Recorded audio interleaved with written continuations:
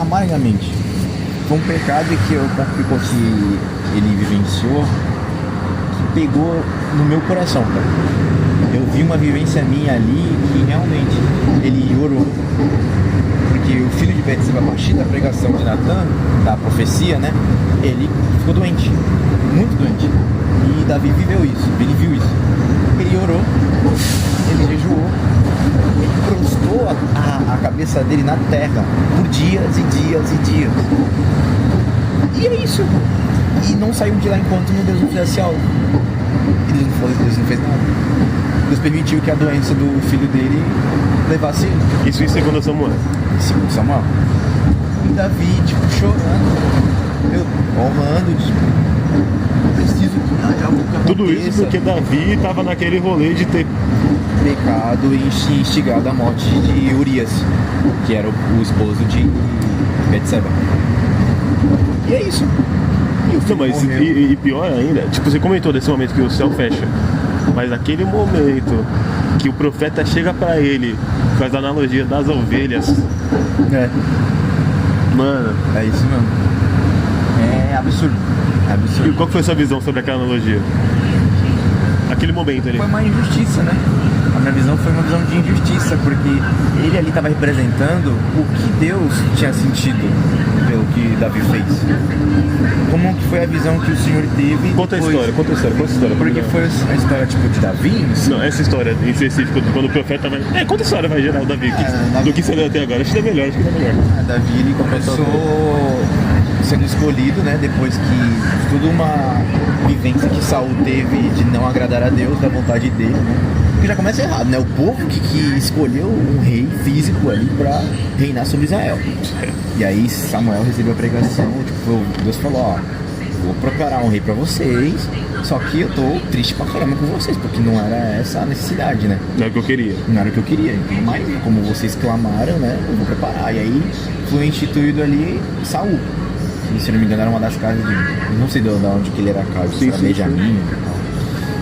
E aí, o profeta Samuel... Assim, fast forward, a casa dele cai, sim.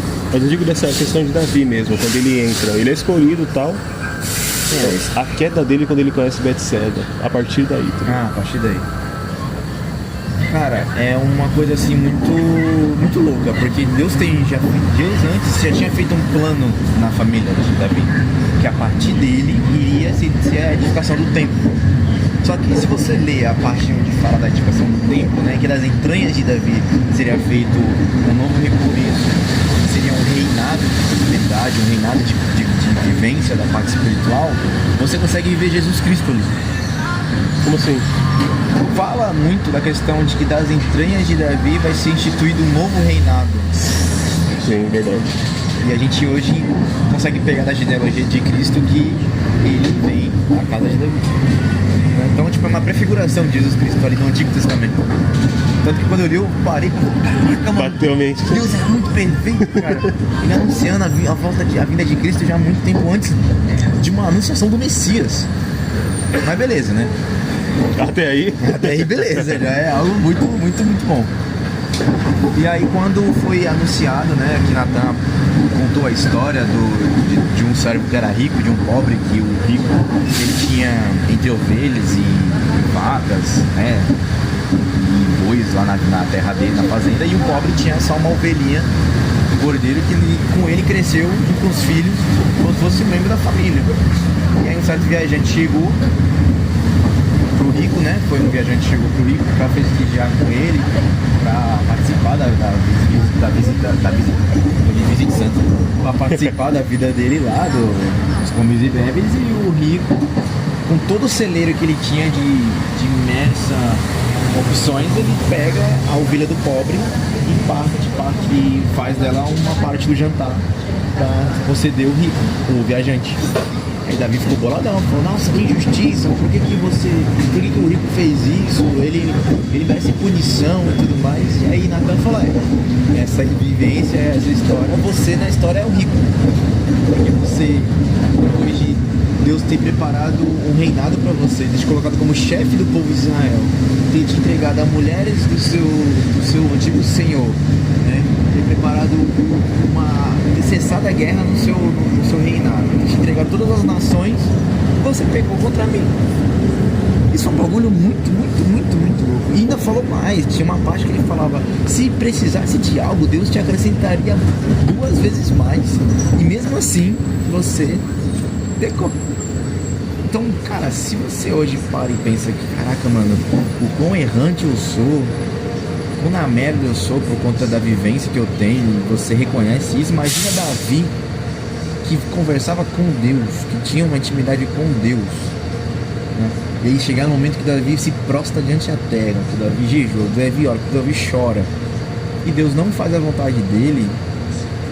É um bagulho assim, cara, que deve ter dado um distorcer nas entranhas do cara de uma forma tão grotesca, que sei lá, mano, eu tô acompanhando a história dele ainda e imagino o que Deus pensou nesse momento, né? Porque Deus deu uma sentença, deu uma punição e Davi foi vivendo aquilo, né? Começou a ter os pecados e as guerras dentro da própria família, né? A morte de Amon, a morte, a questão de Absalão, que eu tô conhecendo, que ele ficou exilado por 3 anos numa terra, depois voltou para Jerusalém. Tem uma passagem de uma mulher lá que eu quero poder voltar a ler de novo para entender por que foi necessário que Davi conversou com ela e entendeu que tinha que trazer de novo Absalão para casa dele. Tem Salomão, que foi filho da Betseba, que é o filho, tipo assim... Que é o cara também, né? Que é o cara, mas vamos parar pra perceber. Betseba é a mulher do adultério, e ele teve outro filho com ela, que foi chamado de Salomão, e ele fica, até o momento que ele nasceu, ele vive. Só que é o filho do fruto do pecado. E aí você para e pensa, caraca, o que Deus consegue fazer? Porque a pregação que foi deixada, a profecia que foi deixada para Davi, que é das entranhas dele seria constituído um novo reinado, vem de Salomão. Porque ele que realmente teve a vivência dele após Davi. Aí tu para e pensa, caraca, velho, alguém que nasceu no pecado consegue ter um reinado e consegue viver pelo reinado e ainda provar para todas as nações que ele tá abaixo do reinado de Deus. Mas ele é um cara fruto do pecado. Então você olha pra si mesmo naquele momento. Você se olha e fala, caraca, você é um merda. Mas Deus ainda pode se usar de mim. Isso é uma reflexão boa de se pegar. Uma reflexão boa. E acho que a sequência disso é também quando entra Cristo, tipo, ele libera o pecado no mundo, tá ligado? Adão coloca o pecado no mundo, Davi coloca o pecado no mundo. Jesus tira. E o pecado continua no homem por escolha. Isso é algo muito importante. Tipo, a partir de Jesus o homem escolhe pecar. Cara, eu tava vendo um trecho do pastor Eliseu, cara, muito dia num convento, não é convento, é num seminário, como é que é o nome? Um bagulho que tem lá na Assembleia, que o pessoal se reúne. Um momento que todos os jovens se reúnem e ele tá lá pregando. Eu quero muito um dia. Verdade, eu nunca tive um despertar de uma pessoa assim fora da minha igreja, assim, pra poder ir.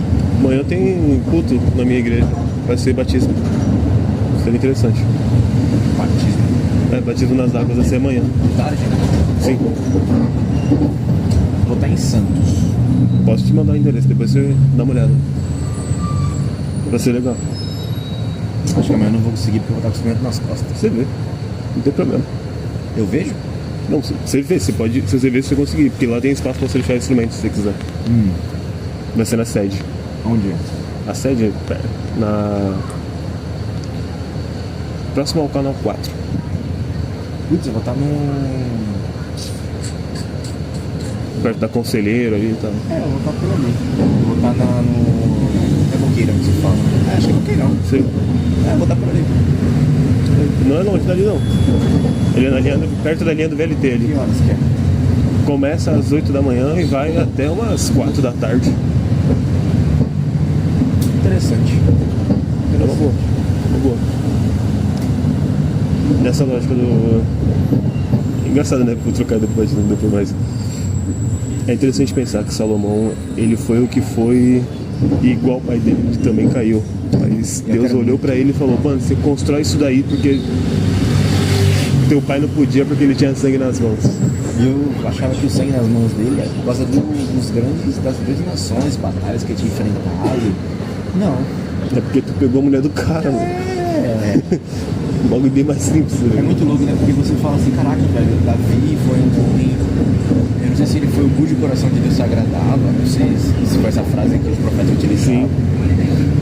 E tipo assim, desde todo o começo, o Espírito Santo entrando nele, ele sendo usado para derrotar Golias, sendo usado para interceder entre as nações, porque na época que era ele e Saul, no mesmo exército, as canções eram cantadas que Davi, a Saul matava 1000, Saul era aquele que matava 1000 e milhares, alguma coisa assim, e Davi era aquele que matava milhões e milhares, alguma coisa assim. Cacete. Pra ter uma noção. As pessoas em todo Israel ecoavam esses cânticos. Tanto que foi daí que começou a vir a inveja de Saul. Porque ele começou a ver que Deus estava abençoando ele tanto que a benção começou a se apartar dele. Porque chegou um período do momento que Saul ele estava seguindo, né, os planos de Deus lá, as sugestões o que Deus pedia.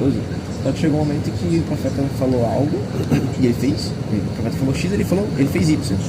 Deus não se agradou, ele falou, é por isso que eu não queria. Então, a partir desse momento, Deus apartou o espírito dele e depositou o espírito no próximo reinado, que ia ser Davi. Então foi um bagulho assim que... Eu lembro que teve uma passagem também que Davi entrou no quarto dele e deixou a faca em cima da cama, assim, e saiu fora. Se não me engano, teve uma coisa assim. 2 vezes isso aconteceu. Um no quarto e outra num deserto, se não me engano, porque eles estavam armando uma emboscada contra Davi, né? Mas qual que foi essa ideia? Né? É que, na verdade, Davi ele não queria derrotar Saul porque ele tinha um temor muito forte pela vontade de Deus. Porque na época, como foi instituído, né, foi ungido e tudo mais Saul, ele não queria. Tipo, as pessoas em volta dele falavam, agora é a oportunidade perfeita de você matar e você instituir o reino. Só que Davi tinha o temor que eu não posso tocar no filho de Deus, tipo, no filho ungido por Deus. E aí, todas as vezes que isso aconteceu, Saul, ele se redimia. A primeira vez aconteceu isso, Saul falou, poxa, eu não entendo por que eu estou vindo atrás de você e eu estou querendo te matar, alguma coisa assim do tipo. Mas voltava a ira, voltava o ódio e Saul estava já sendo consumido, né? Porque já não era mais o Espírito de Deus, mas sim, já foi dado brecha a outros espíritos governar na vida de Saul. Foi 2 vezes, na segunda vez foi no deserto. E Davi teve oportunidade, mas ele simplesmente pegou uma túnica, se não me engano, acho que foi uma túnica que ele pegou de Saul. E quando Saul se apresentou diante dele, ele mostrou a túnica pra ele e falou, eu pude te matar, mas eu não te matei. Porque eu tenho uma vontade de Deus, eu sei que isso não é o que eu poderia fazer com o ungido do Senhor. E aí Saul chora, se arrepende, junto com Davi, eles choram. Mas chega um momento que Saul vai de L, vai de Vasco. Só chapa. Só foi foi emboscado, assim, teve uma emboscada contra ele e o exército dele. Todos eles morrem. Aí ele pede pro cérebro dele matar ele e o cérebro dele teme, não vou matar você. E ele mesmo que se mata. Caraca, Saul se mata? Saul se mata porque ele não teve uma pessoa não matou ele, né? Ele preferiu se matar do que deixar que os exércitos... O inimigo matasse. Exatamente.